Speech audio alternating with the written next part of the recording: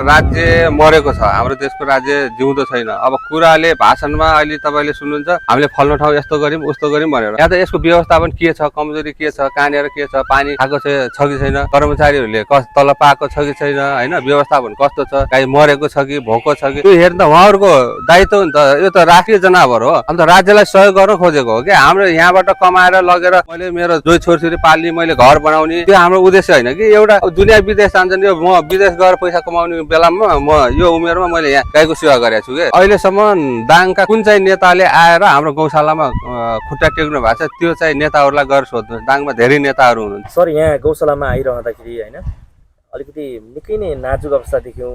विभिन्न ठाउँमा चाहिँ यहाँ गाईहरू मरेको अवस्थामा, फालेको अवस्थामा देख्यौँ हामीले, होइन। र यहाँ व्यवस्थित पनि हुन सकेको छैन। तपाईँ त दिनरात खटिनु भएको छ, होइन। अब किन, के कारणले चाहिँ यस्तो व्यवस्थित हुन सकेको छैन यो गौशाला बेलजोलीमा? हजुर नमस्कार, म अनिल विष्ट, गाईग्वाला बाबा भनेर मलाई चिन्छन्, श्री योगी आदित्यनाथ फाउन्डेसन गाई संरक्षण केन्द्रको संस्थापक।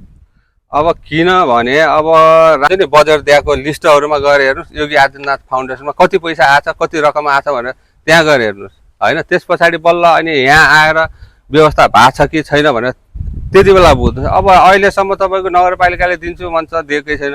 अब यत्रो 400 गाई छ, होइन, 7-8 जना कर्मचारी छ, 7 लाख रुपियाँ दिन्छु भनेको 7 लाख रुपियाँ पनि दिएको छैन। अहिलेसम्म तपाईँ साउनदेखि अहिलेसम्म 3 लाख कि कति दिइरह, होइन। अब यत्रो गाईहरू दैनिक तपाईँको 2 ट्र्याक्टर पराल खान्छ, त्यस पछाडि पानी 2 ट्याङ्कर पानी खान्छ।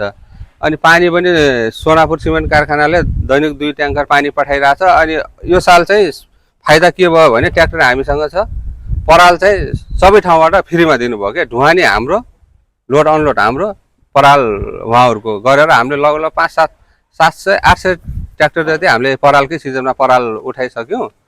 अनि राज्यको कुरा नगर्नुहोस्, यहाँ राज्य छैन, जिउँदो छैन, मरेको राज्य। सर, समय समयमा हामीले चाहिँ नेताहरूको भाषण पनि हामीले सुनिरहेको हुन्छौँ, होइन। हामीले चाहिँ यो बेलजुनीमा रहेको यो गौशालामा चाहिँ हामीले यति बजेट दियौँ, यसरी गरिरहेछौँ, हामीले चाहिँ यो गरेका छौँ भनेर धेरै चाहिँ उहाँले कुरा गर्नुहुन्छ, होइन।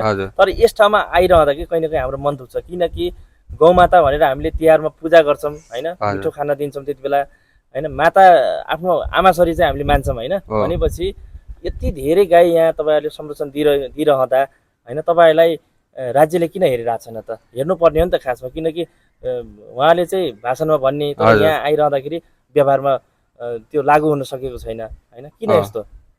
अब यो खै अब उहाँहरूलाई सोध्नुहोस् यो कुराहरू, होइन। अब तपाईँको हाइवेदेखि 500 मिटर भित्र मात्रै छ हाम्रो गौशाला।